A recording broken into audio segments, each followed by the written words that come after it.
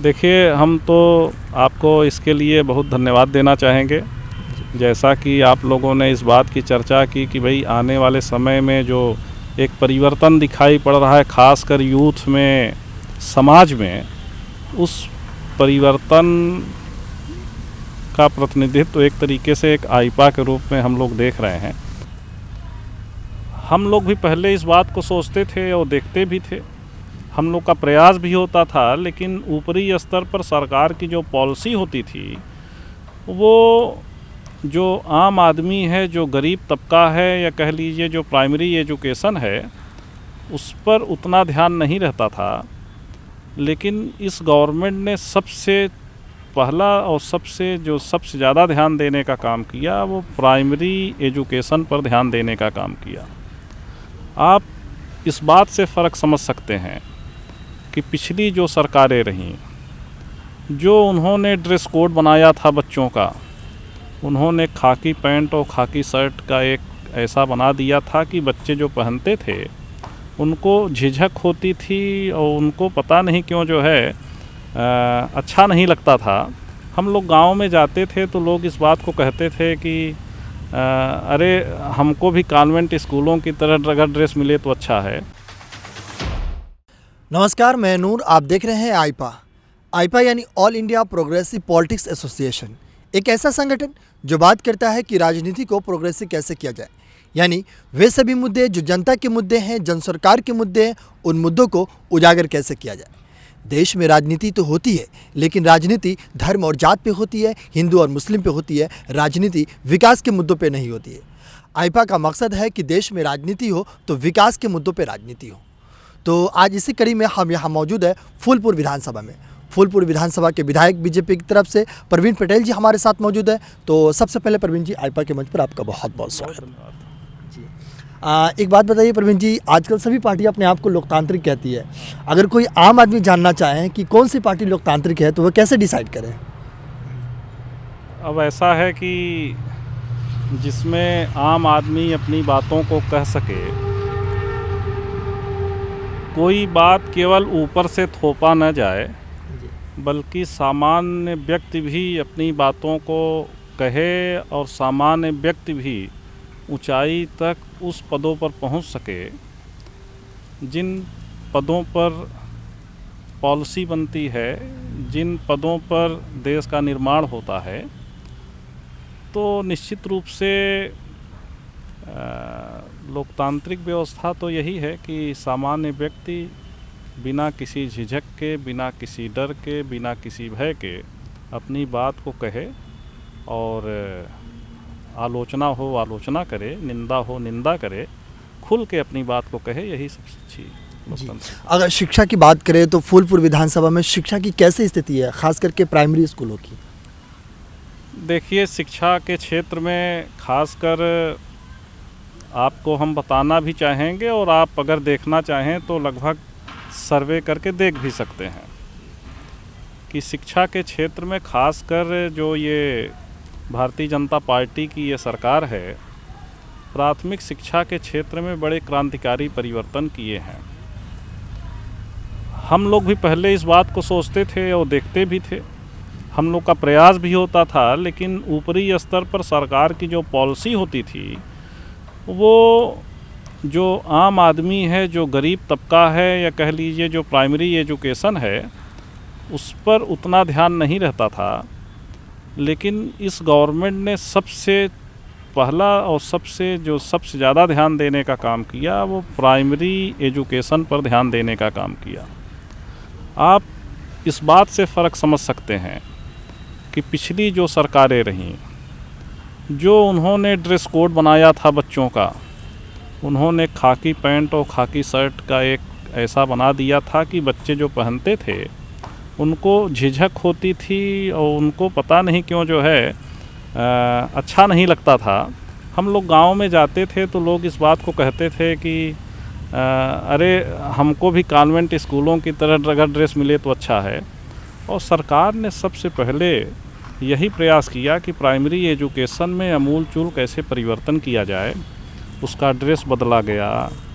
स्कूलों के लिए ग्राम सभाओं में ये व्यवस्था की गई कि आप सड़क बाद में बनवाइएगा और काम बाद में करिएगा, लेकिन सबसे पहले शिक्षा के जो मंदिर है और प्राइमरी स्कूल हैं, जूनियर हाई स्कूल हैं, उसको आप पहले व्यवस्थित करिए कि उसकी बाउंड्री वाल बने, वहाँ पर शौचालय बने, वहाँ पर जो है बढ़िया टाइल्स लगे, वहाँ पर बैठने के लिए अच्छी व्यवस्था हो सके, उसका रंग रोगन अच्छा हो सके, वहाँ पर टीचर की व्यवस्था हो सके। और धीरे धीरे हम इस बात को देख रहे हैं कि सरकार का तो जो सहयोग रहा ही, एक टीचर्स में और सामाजिक लोगों में भी एक जनभावना ये विकसित हुई कि नहीं जो है हमको प्राइमरी स्कूलों को एक अच्छे स्कूलों में डेवलप करना है। और सरकार के साथ साथ बहुत सारे ऐसे समाज सेवी संगठन, बहुत सारे ऐसे लोग और बहुत सारे ऐसे टीचर्स भी, सब लोगों ने मिल के प्राइमरी की शिक्षा में एक क्रांतिकारी बदलाव किया है। आज उदाहरण के रूप में हम इस बात को कह सकते हैं कि जहाँ पर आप बैठे हैं यहीं पर बगल में जो प्राइमरी स्कूल है, अगर आपको समय मिले तो आप जाके देखिएगा। उस प्राइमरी स्कूल में आपको स्मार्ट टीवी भी लगी हुई है। इस स्कूल में आपको सीसीटीवी कैमरे भी लगे हुए हैं। उस स्कूल में जो है पढ़ाई की अच्छी, ऑनलाइन पढ़ाई की भी अच्छी व्यवस्था है। उस स्कूल में जो टीचर्स हैं उनको देख के आप देखेंगे किस तरीके से वो लोग मोटिवेट करते हैं बच्चों को। और जो सबसे बड़ी चीज़ है कि अब प्राइमरी स्कूल के लिए भी हम लोग के पास लोग सिफारिश करने आते हैं कि भैया जो है हमारे बच्चों का नाम जो है आप प्राइमरी स्कूल में लिखा दीजिए जी। ये परिवर्तन हुआ जी, शिक्षा की स्थिति तो काफ़ी अच्छी है। अगर हम बात करें प्रयागराज की, तो प्रयागराज यहाँ पे 3 नदियों का मिलन होता है। मिलन के साथ साथ लोगों के विचारों का भी मिलन होता है। तो यहाँ पे अगर जो छोटे छोटे उद्योग है, जो लघु उद्योग है, तो इनको बढ़ावा देने के लिए कोई ऐसी रणनीति आप तैयार कर रहे हैं ताकि छोटे छोटे उद्योगों को बढ़ावा मिल सके? देखिए, ऐसा है कि चूँकि जो प्रयाग का महत्व इतिहास के दृष्टिकोण से भी देखेंगे तो बड़ा प्राचीन है और ऐतिहासिक रूप से इस जनपद का अपना एक अलग महत्व भी है। जैसा कि आप जान रहे हैं कि गंगा यमुना सरस्वती का जो संगम है और विचारों का जो संगम है, जहाँ पर 1 महीने तक कल्पवास होता हो, जहाँ पर इलाहाबाद केंद्रीय विश्वविद्यालय से ऐसे हमारे छात्र, ऐसे हमारे लोग जो पूरे देश और पूरे दुनिया में, चाहे ब्यूरोक्रेसी हो, चाहे साहित्य के क्षेत्र में हो, चाहे तमाम और भी क्षेत्रों में देखा जाए, तो उनका विस्तार पूरे दुनिया में दिखाई पड़ता है। तो निश्चित रूप से जो आपने इस बात की चर्चा की कि भाई किस तरीके से यहाँ पर रोज़गार को भी स्थापित किया जाए छोटे छोटे लघु उद्योगों के माध्यम से, हम आपसे इस बात को ज़रूर बताना चाहेंगे। हो सकता है कि आपकी कुछ जानकारी में हो सकता है कि जानकारी में न भी हो, लेकिन गवर्नमेंट ने एक पॉलिसी बनाई कि जो हमारी आधी आबादी है, खासकर महिलाएं, उनके स्वयं सहायता समूह के माध्यम से एमएसएमई जो सेक्टर है उसके माध्यम से उनके उस समूह का विकास किया जाए और धीरे धीरे छोटे छोटे उद्योग वहीं से जो है हमारी शुरुआत हो सके। आज जब हम लोग ब्लॉकों में जाते हैं, गाँव में जाते हैं, हर गाँव में आप जाएंगे तो कई समूह बने हुए हैं। कोई मोमबत्ती बनाता है, कोई चिप्स बनाता है, कोई पापड़ बनाता है, कोई जूट के जो है बैग बनाते हैं, कोई तमाम इस तरीके से ऐसे ऐसे काम हैं कि ये गांव-गांव में ये काम शुरू हो गए हैं जिसकी कल्पना हम लोग आज से पहले नहीं करते थे। और निश्चित रूप से हम लोग इस बात को देख रहे हैं कि जब गांव-गांव में लोगों में और ख़ासकर महिलाओं में एक क्रांति आई है, तो यही धीरे धीरे चरणबद्ध तरीके से एक लघु उद्योगों का रूप लेगा और यही लोग रोज़गार नहीं बल्कि रोज़गार देने वाले बन जाएंगे। तो निश्चित रूप से जो सरकार की पॉलिसी है खासकर इस मामले में, उसने जो सामान्य व्यक्ति है और सामान्य व्यक्ति में भी महिलाएं, उनको लक्ष्य देखते हुए कि कैसे जब तक इसलिए कि देखिए, जब गांव का विकास होगा तभी देश का विकास होगा, और गांव का विकास तभी हो पाएगा खासकर जब महिलाओं में एक क्रांतिकारी बदलाव आएगा। महिलाएं जो है घर में घरेलू काम से अलग होके उनके अंदर एक आत्मविश्वास पैदा हो कुछ करने का, उनके अंदर एक आत्मबल पैदा हो, उनके अंदर ये सोच पैदा हो कि अब हमको बच्चों को पढ़ाई के साथ साथ अपने पैरों पर भी खड़ा होना है। और ये बदलाव धीरे धीरे इस प्रयागराज में आपको दिखाई पड़ने लगा है जी।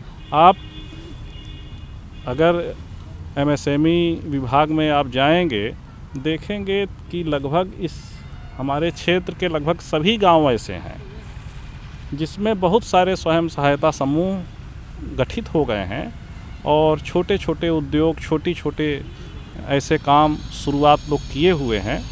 और हमको ये लगता है और हम लोगों को ये आशा है कि आने वाले शायद 2-4 सालों में ये लघु उद्योगों के रूप में डेवलप हो जाएगा और गांव-गांव में जो है रोज़गार मांगने वालों की कमी हो जाएगी, बल्कि वो रोज़गार देने वाले बन जाएंगे। जी। अभी आपने महिलाओं को आगे बढ़ाने की बात कही, महिलाओं के विकास की बात करी, तो जैसे कि हम लोग का समाज है उस महिलाओं को चलने में काफ़ी मुश्किल होती है, तो अगर हम इनकी सुरक्षा की बात करें तो प्रयागराज में खास करके फूलपुर विधानसभा में महिलाएं कितनी सुरक्षित हैं? देखिए, सबसे पहले तो हम आपसे ये कहना चाहते हैं कि खासकर जो ये प्रयाग इलाहाबाद है और उसमें भी फूलपुर है, यहाँ पर कभी ऐसा वातावरण नहीं रहा, न तो आज न पहले भी। सभी लोग स्वतंत्रता के साथ अच्छे ढंग से जाते हैं, आते हैं, किसी तरीके से किसी के ऊपर कोई दबाव नहीं है।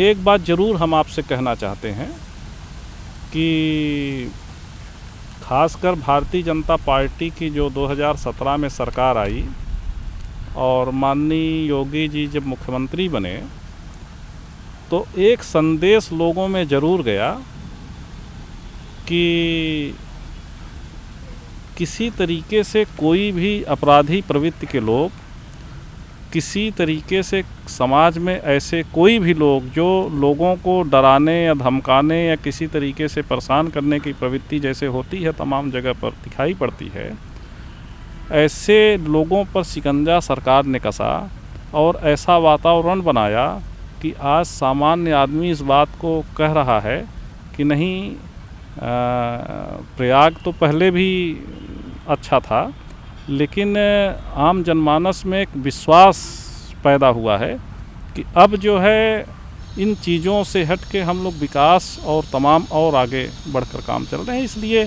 हमारे क्षेत्र में महिलाओं को, महिलाएं ही नहीं बल्कि सभी की सुरक्षा, सभी का सम्मान, भविष्य में कोई ऐसी बात हो।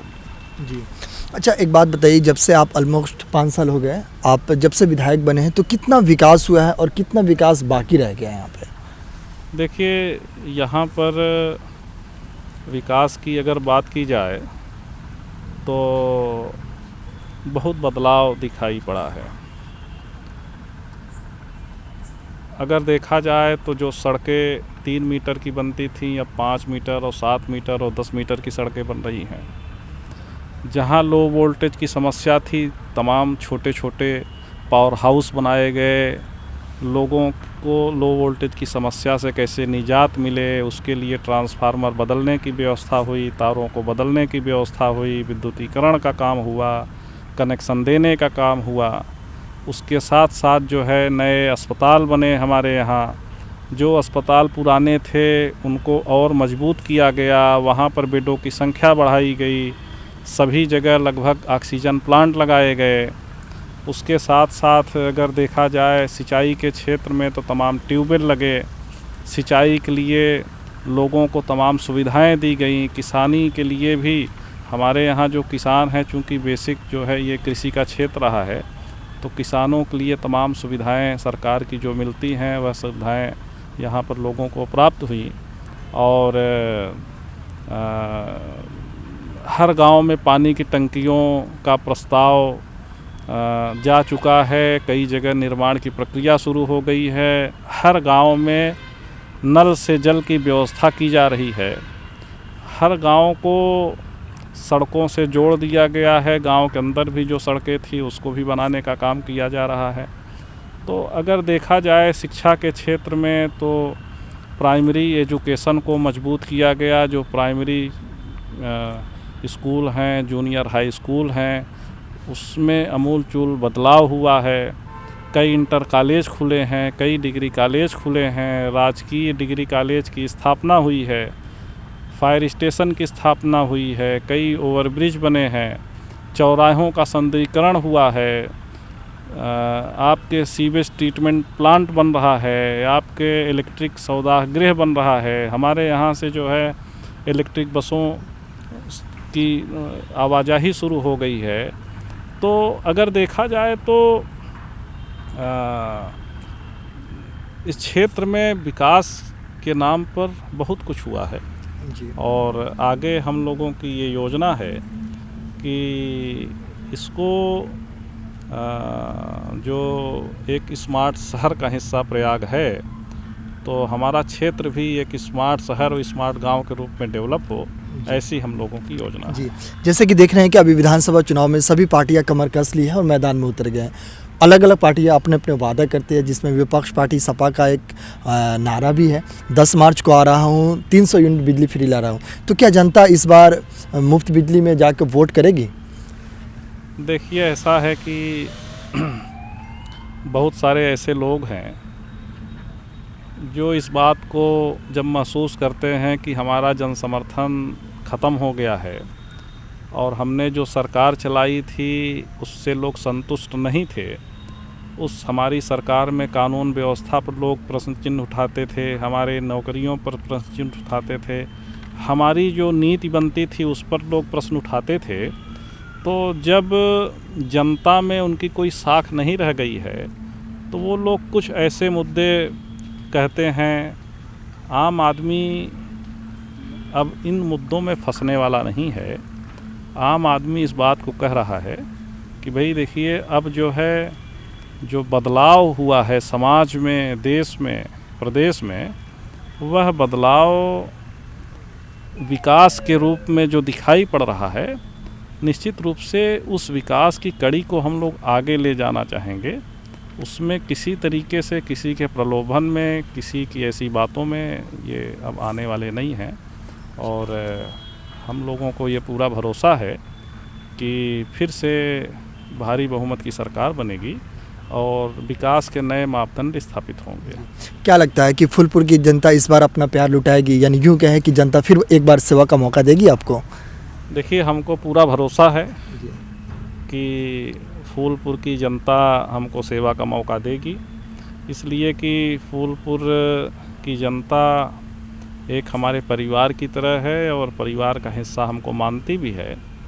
और निश्चित रूप से एक परिवार के सदस्य के रूप में हम लोग काम भी करते हैं और ऐसा मेरा भरोसा है कि सरकार भी पूरे बहुमत की बनेगी और फूलपुर की हिस्सेदारी बहुत मजबूती के साथ वहाँ पर रहेगी। जी, अंत में मेरा एक आखिरी सवाल है आपसे कि आईपा जिस मुहिम से हम आपसे बात कर रहे हैं, ये बेसिकली आप जैसे लोग हो गए, राजनेता या फिर वकील हो गए या डॉक्टर, इन लोगों के विचार जानकर आम जनता तक पहुंचाते हैं ताकि जो कम्युनिकेशन गैप हो उनको दूर किया जा सके और प्रोग्रेसिव राजनीति हो। तो इस आईपा के लिए आप क्या कहेंगे, इस मुहिम के लिए? देखिए, हम तो आपको इसके लिए बहुत धन्यवाद देना चाहेंगे। जैसा कि आप लोगों ने इस बात की चर्चा की कि भाई आने वाले समय में जो एक परिवर्तन दिखाई पड़ रहा है, ख़ासकर यूथ में, समाज में, उस परिवर्तन का प्रतिनिधित्व एक तरीके से एक आईपा के रूप में हम लोग देख रहे हैं। और जबकि आज हम लोग देख रहे हैं कि बहुत सारे ऐसे टीवी चैनल हैं, बहुत सारे ऐसे वो हैं कि जो ऐसे मुद्दों को उठाते हैं जिनका सामाजिक कोई सरोकार नहीं रह गया है, लेकिन बहुत कम ऐसे चैनल हैं और आपके चैनल को और आप सभी लोगों को उसके लिए हम बहुत बधाई देना चाहेंगे। हमारी शुभकामना भी है कि आज समय की मांग भी है कि जहां बदलाव समाज में बहुत तेज़ी से आ रहा है, लोगों के विचारों में, लोगों की सोच में, अब लोग बहुत ऐसी जो कुरीतियाँ हैं, बहुत सारे ऐसे चीज़ हैं, उससे लोग निकल के अब एक ऐसे देश के निर्माण में वो लोग लगना चाहते हैं जिसको पूरे दुनिया में एक आदर्श मॉडल के रूप में देखा जाए। तो निश्चित रूप में उसमें जो आपकी मुहिम है ये बहुत स्वागत योग्य है, और इस मुहिम को चलाने वाले आप सभी लोगों को हम बहुत धन्यवाद देते हैं, बहुत शुभकामनाएं देते हैं। बहुत बहुत शुक्रिया प्रवीण जी अपने विचार साझा करने के लिए आईपा के मंच पर। उम्मीद करते हैं कि आप विकास की राजनीति करें और इस समाज और इस विधानसभा और इस देश का विकास करेंगे। धन्यवाद आपको जी बहुत। तो ये है फूलपुर के विधायक बीजेपी की तरफ से प्रवीण पटेल जी, जिन्होंने काफ़ी बेबाकी अंदाज में यहाँ पे शिक्षा, लघु उद्योग, उन तमाम चीज़ें पे गौर किए, उन मुद्दों पे प्रकाश डाले जो विकास के मुद्दे हैं। लघु उद्योगों के ऊपर भी बात किए, बाकी शिक्षा से लेकर के स्वास्थ्य तक ले। जहाँ ये बैठे हुए हैं ये प्रयागराज का जगह है, और ये प्रयागराज 3 नदियों के मिलन के साथ साथ विचारों का भी मिलन होता है। इन तमाम पहलुओं पर बारीकी से चर्चा हुई। बाकी ऐसे ही तमाम अपडेट्स के लिए आप बने रहिए और देखते रहिए आईपा। नमस्कार।